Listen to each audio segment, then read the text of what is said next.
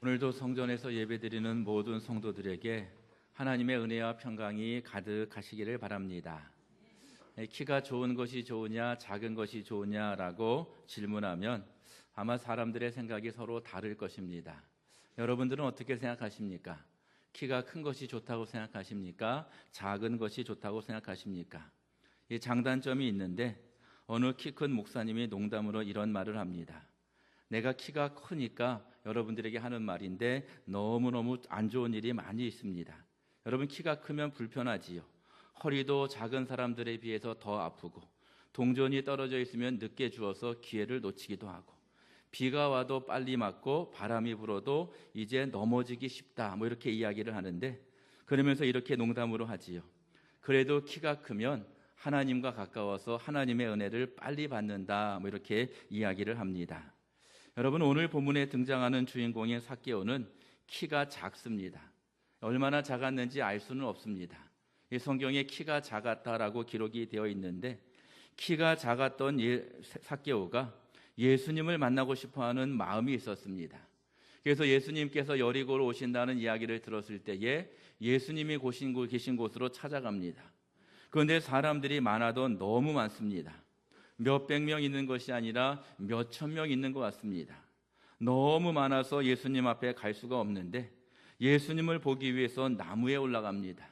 여러분, 우리가 주일학교 때 많이 배웠던 예전 성경에는 뽕나무로 기록이 되어 있는데 이 번역을 새로 하면서 나무의 이름이 바뀌었습니다. 이 돌 무화과 나무, 아주 큰 나무에 올라갔는데 삭개오가 뽕나무에 올라간 것은 예수님을 만나고자 하는 간절한 마음의 표현입니다. 일반적으로 나무는 어린이들이 올라갑니다. 물론 어른들이 일이 있어서 올라가긴 하지만 놀기 위해서 어린이들이 많이 올라가고, 또 삭개오는 세리장이다 이렇게 이야기하는데, 여러분, 세리장은 높은 지위에 있는 사람입니다. 요즘 말로 하면 세무서장 정도 된다 이렇게 이야기할 수 있는데, 어른이고 높은 지위에 있었던 삭개오가 돌 무화과 나무에 올라갑니다. 삭개오가 나무에 올라간 이유가 무엇이냐라고 질문하면 예수님을 만나고자 하는 간절한 마음이 있었기 때문에 그렇습니다. 여러분, 누가 진리를 찾느냐, 누가 영생을 취하느냐, 누가 예수님을 만나느냐라고 질문하면 간절함이 있는 사람이 예수님을 만날 수 있습니다. 이 신인들을 발굴하는 시간들이 있습니다. 여러분, 방송 오디션 프로그램에 많이 하는 것인데, 신인들을 발굴할 때에 신인들이 나와서 노래도 하고 춤을 추기도 하고 랩을 하면서 자신의 끼를 마음껏 발산합니다. 여러분, 아주 잘하는 사람들은 당연히 합격이지요. 그런데 약간 애매한 사람들이 있습니다. 합격을 주기도 그렇고 불합격하기도 아깝고, 이런 사람들에게 심사위원들이 종종 하는 말이 있는데, 당신에게 간절함이 있어서 합격합니다. 합격을 줄 테니 다음 라운드에서는 더 잘해보세요, 이렇게 이야기를 많이 한다는 것이지요. 누가 좋은 성적을 거두느냐, 누가 톱10에 드느냐. 여러분, 간절한 마음이 있는 사람들이 오디션도 잘하고, 간절한 마음이 있는 사람이 예수님을 만날 수 있게 된다는 것이지요. 오늘 본문에 등장하는 삭개오를 생각해 보십시오. 어른입니다. 지위도 있고 재산도 있었습니다.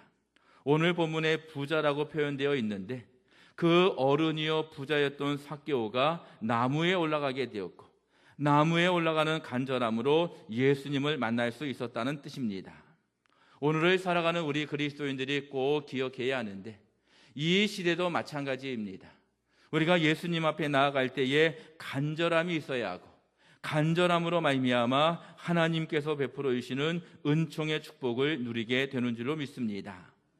이 삭개오는 많은 것을 가지고 있었음에도 불구하고 간절한 마음이 있었는데, 그가 간절한 마음을 가졌던 이유는 무엇이냐면 마음에 공허함이 있었기 때문에 그렇습니다.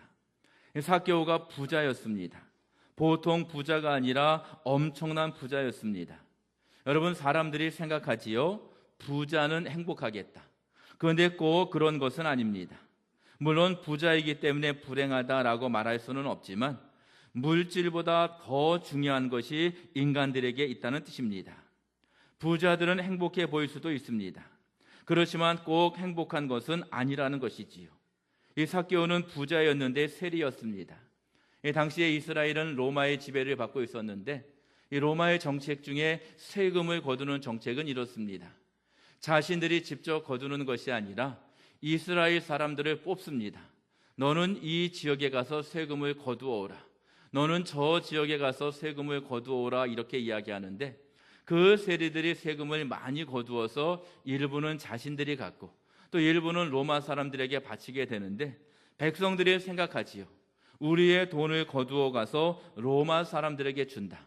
그래서 세리들은 매국노라라고 생각해서 상종하지 않았고, 세리들을 이스라엘 사람들이 아주 싫어하는 모습이었습니다. 이 삭개오가 누구냐? 부자였는데 비난받는 사람이었고 국민들에게 인정받지 못하는 그러한 사람들이었다는 것이지요. 여러분, 심리학자들이 말하는 이론 가운데 욕구 충족 이론이라는 것이 있습니다. 간단하게 말하면 무엇이냐면, 한 가지가 해결되면 다른 욕구가 생긴다는 것이지요. 인간의 모습이 바로 이런 모습인데요.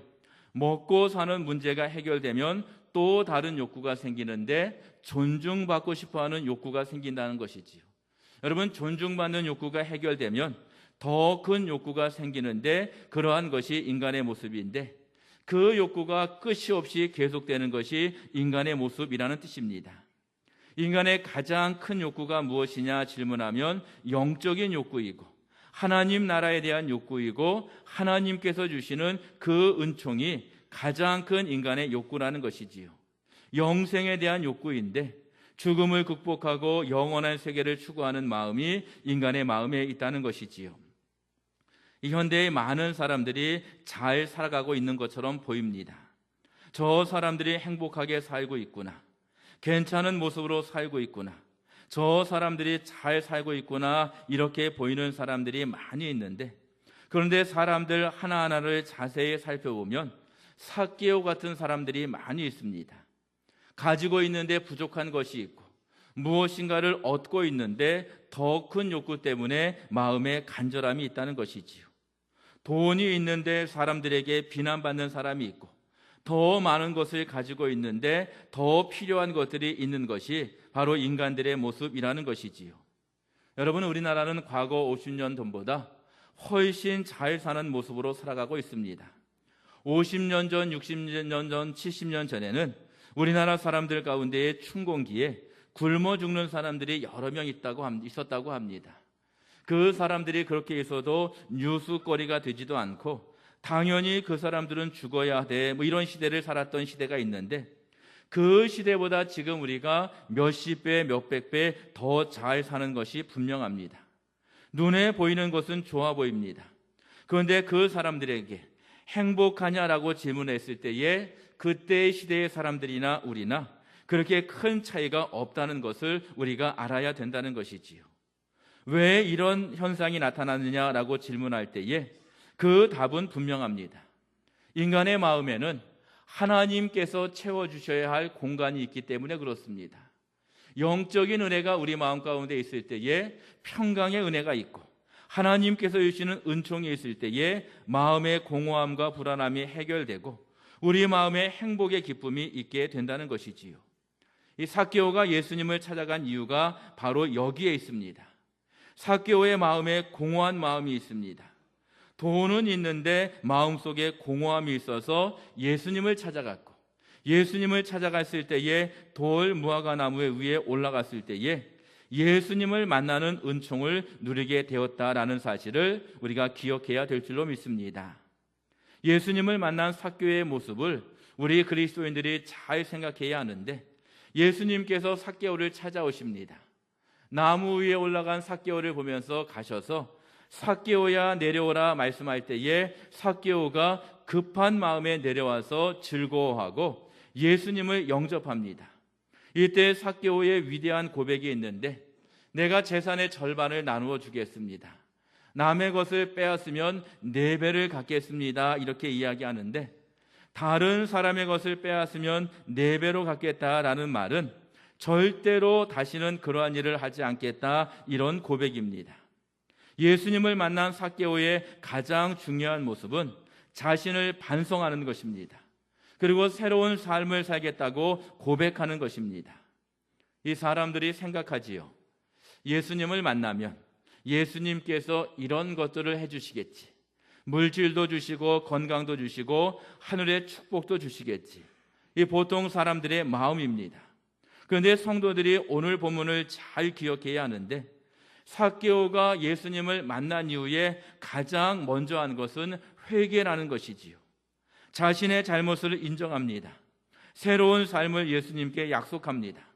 하나님의 뜻을 기억하며 살겠다고 고백한 것이 삭개오의 모습이라는 것이지요.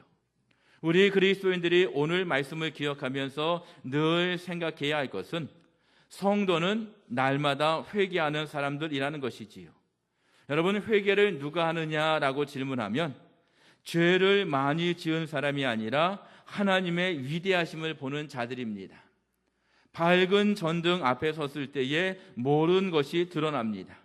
그런데 촛불같이 희미한 불 앞에서는 잘 드러나지 않습니다. 촛불 앞에서는 잘 드러나지 않는데 밝은 등불 앞에서는 모든 것이 환하게 드러난다는 것이지요. 삭개오가 예수님 앞에 섰습니다. 돌 무화과 나무 아래로 내려와서 예수님 앞에서 고백한 것은 다른 것이 아닙니다. 내가 예수님을 만나서 너무너무 행복한데 그때 자신의 부족함과 잘못을 깨닫게 되었다는 것이지요. 그래서 예수님 앞에 나아가 고백합니다. 내가 부정하게 모았던 재산의 절반을 가난한 사람들에게 나누어 주고 또 앞으로는 절대로 그렇게 살지 않겠습니다. 고백했던 고백이 삭개오의 고백이라는 것이지요. 여러분, 위대한 사람들의 특징이 있다면 하나님을 만났을 때에 자신의 죄를 깨달았다는 것이지요. 우시야 왕이 죽던 해에 이사야가 성전에 올라가서 하나님을 만났습니다. 이때 이사야가 고백한 내용이 무엇이냐면, 나는 죄인입니다. 내가 망하게 되었습니다. 나의 입술이 부정합니다 라고 고백할 때에 하나님께서 이사야에게 사명을 주셨다는 것이지요. 여러분, 베드로가 예수님께 이렇게 고백합니다. 나를 떠나소서, 내가 죄인 중에 괴수입니다 라고 고백할 때에 예수님께서 수제자의 사명을 허락해 주셨다는 사실을 우리가 기억해야 된다는 것이지요. 이사야나 베드로가 하나님 앞에서 쓰임받을 수 있었던 분명한 이유는 죄인임을 고백하며 하나님 앞에 나아갔기 때문에 그렇습니다. 믿음의 사람이 누구냐라고 질문하면 이 자리에 계신 성도들이 꼭 기억해야 합니다. 하나님 앞에서 자신의 부족함을 알고 날마다 회개의 기도를 드리며 하나님의 은총을 구하는 자들입니다. 자신의 죄를 보고 자신의 부족함을 보면서 회개하는 자들이 진정한 성도이고 바로 그런 성도들에게 하나님께서 더 큰 은총을 베풀어 주신다는 뜻입니다. 이 바리새인들이 이렇게 기도했습니다. 하나님, 나는 할 만큼 합니다. 이 정도면 되는 것 아닙니까? 11조도 하고 금식도 하고 구제도 합니다. 저 세리와 같지 않습니다. 창기들과 같지도 않은데 이 정도면 하나님의 사랑을 받을 만하지 않나요? 라고 바리새인들이 기도할 때에 예수님께서 그들을 책망하십니다. 독사의 자식들아 책망하시는 예수님의 책망이 성경에 기록이 되어 있습니다. 그런데 세리들이 뭐라고 기도하느냐? 주여, 저는 죄인입니다. 불쌍히 여겨 주시옵소서. 나는 하나님 앞에 부끄러운 존재인데 어찌할 바를 모르겠습니다. 천국에 작은 자리라도 있으면 그 자리, 염치 없지만 그 자리를 저에게 주시면 안 되겠습니까? 이런 마음으로 하나님 앞에서 눈물로 기도했습니다. 여러분, 예수님께서 세리들의 기도를 칭찬하셨습니다. 세리들의 행위를 칭찬한 것이 아니라 그들의 기도를 칭찬하시면서 저런 자들이 천국을 얻게 된다라고 예수님께서 말씀하셨다는 것이지요. 이 성도들이 이 말씀의 의미를 잘 기억해야 합니다. 하나님 앞에 겸손한 마음으로 회개하는 자들이 하나님의 은총을 누릴 수 있고 하나님의 위대하심을 보면서 날마다 회개하면서 긍휼의 은총을 구하는 자들이 하늘의 축복을 누릴 수 있게 된다는 것이지요. 이 간절히 소망하기는 삭개오의 모습을 기억하면서 하나님 앞에 회개함으로 하나님의 긍휼의 은총을 누리며 살아가시는 귀한 성도들이 되시기를 바랍니다. 또 오늘 본문에 보면 삭개오는 예수님을 만난 이후에 자신의 삶을 다짐합니다. 예수님, 내가 이제부터는 이렇게 살겠습니다. 예수님, 제가 이제는 이런 모습으로 살겠습니다. 고백하는 내용이 기록이 되어 있습니다. 일반적으로 사람들은 예수님을 만난 후에 무엇인가를 요구하지요. 예수님, 제가 예수님 앞에 왔는데, 주님 앞에 나왔는데 이것 꼭 해주세요.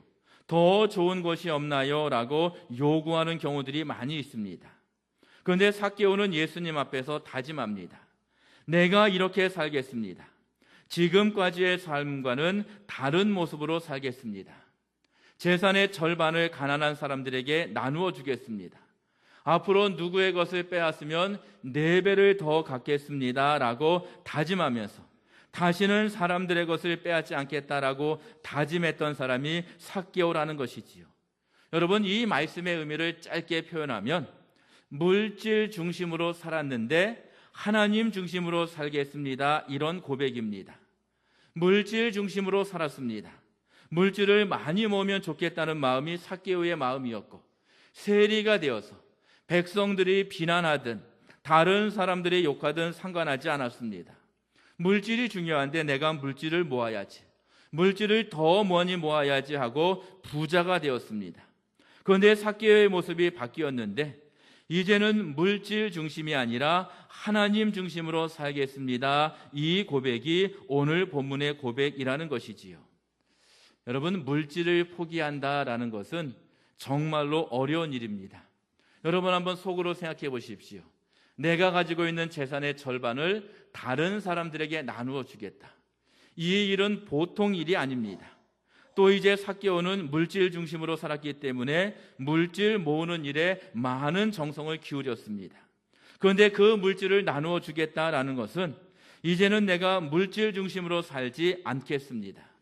예수님 중심으로 살고 말씀 중심으로 살고 하나님께서 기뻐하시는 일들을 감당하면서 살겠습니다. 고백한 것이 이제 삭개오의 고백이라는 것이지요. 내 마음의 주인이 예수님이시고 예수님 앞에 영광과 찬송을 드리며 살겠다는 고백이 바로 삭개오의 고백이라는 것이지요. 이전까지는 물질이 주인이었다면 내 삶의 주인이 예수님이십니다라는 고백이 삭개오의 고백이라는 뜻입니다. 지난주에 믿음의 선글라스라고 하는 그러한 말씀을 드렸던 기억이 있습니다. 마음의 선글라스를 어떤 색으로 끼느냐에 따라서 그 사람의 삶의 방향이 결정된다, 이런 의미인데, 여러분, 삭개오의 마음의 선글라스는 물질이었습니다. 늘 그의 생각과 마음의 주장은 물질이었습니다. 다른 사람이 뭐라고 해도 물질을 얻기 위해서 늘 수고했는데, 이제는 삭개오의 마음의 선글라스는 예수님의 선글라스를 끼고 예수님께서 기뻐하시는 일이 무엇인가, 하나님께서 기뻐하시는 일이 무엇인가 기억하면서 살겠다는 고백이 삭개오의 고백이었다는 것이지요. 이용규 선교사님이라는 분이 계십니다. 이분이 미국 하버드 대학에서 박사학위를 받았는데 이분이 어디로 취직할까 고민합니다. 한국으로 갈까, 미국에 있을까, 어디에 취직하면서 이제 물질을 모으고 내 삶에 어떤 영향을 발휘할까 고민하는데, 그런데 이분의 마음에 늘 부담이 있습니다. 하나님께서 가장 기뻐하시는 일이 무엇일까? 하나님의 뜻이 무엇일까라고 부담을 가지고 있었는데, 이분이 기도하던 중에 결정합니다. 몽골에 선교사로 가리라. 지금도 그렇지만 몽골은 그때에도 후진국이었고 가난한 나라였습니다. 내가 몽골로 가서 복음을 전하리라. 지식을 전하면서 몽골에서 복음을 전하겠다라고 결정합니다. 여러분, 하버드 대학에서 박사학위를 받았다면 높은 연봉과 안정된 직장이 거의 보장된 것입니다. 미국에서도 한국에서도 여유롭게 잘 살 수 있었습니다. 그런데 이용규 선교사님의 마음에는 하나님의 마음에 선글라스가 있었습니다. 하나님께서 기뻐하시는 일이 무엇일까? 예수님께서 기뻐하시는 일이 무엇일까라고 이제 세상을 바라보다가 몽골로 선교사로 가게 되고 대학교에서 가르치고 나중에 학장이 되어서 많은 사람들에게 그리스도의 사랑을 전하고 하버드에서 배운 지식을 전하면서 하나님께서 기뻐하시는 일들을 감당했다는 것이지요. 어느 정도 몽골에서 안정이 된 이후에 이용규 선교사님이 다시 한번 중요한 결정을 합니다. 이곳은 안정이 되었으니까 내가 새로운 곳에 가서 그리스도의 사랑을 전하리라 라고 결정하면서 이제 인도네시아에 가서 지금 복음을 전하며 지식을 전하며 사역하고 있는데, 마음의 주인이 물질이 아니라 예수님을 모시고 살았던 아주 대표적인 사람 이용규 선교사님의 모습입니다. 여러분, 오늘 본문에 등장하는 삭개오의 모습을 생각해 보십시오. 물질이 주인이었습니다. 그런데 예수님 앞에서 자신의 삶의 방향을 다시 한번 고백합니다. 물질을 나누어 주겠습니다. 앞으로는 악한 일을 하지 않겠습니다. 먼저 그의 나라와 의를 구하며 살겠습니다. 고백했던 삭개오의 모습을 우리가 기억해야 된다는 것이지요. 이 삭개오의 고백을 들으신 예수님께서 삭개오에게 말씀하십니다. 오늘 보면 9절에 기록이 되어 있는데, 오늘 구원이 이 집에 이르렀도다. 오늘 구원이 이 집에 이르렀다다 축복하시면서 하나님의 은총이 가득한 삭개오의 모습에 대해서 칭찬하시고 축복하시는 말씀이 오늘 본문에 기록이 되어 있습니다. 사랑하는 성도 여러분, 누가 하나님께 귀중히 여김을 받겠습니까? 누가 하나님의 사랑을 받는 존재가 될 수 있겠습니까? 오늘 본문에 정답이 있습니다. 삭개오의 이야기 속에 성도들이 어떻게 살아야 하는지 발견할 수 있습니다. 먼저는 하나님 앞에 나아가 자신의 부족함을 인식하고 늘 회개하며 살아야 합니다. 그리고 둘째로 마음의 주인이 예수님이어야 합니다. 물질과 건강과 다른 것이 아니라 예수님께서 마음의 주인이 되는 그러한 모습으로 우리가 살아야 된다는 것입니다. 간절히 소망하기는 오늘도 예배드리는 모든 성도들 삭개오의 모습으로 믿음으로 살아서 예수님의 축복과 은총을 누리며 살아가시는 귀하고 복된 성도들이 되시기를 우리 주님의 이름으로 간절히 축원합니다. 기도하겠습니다.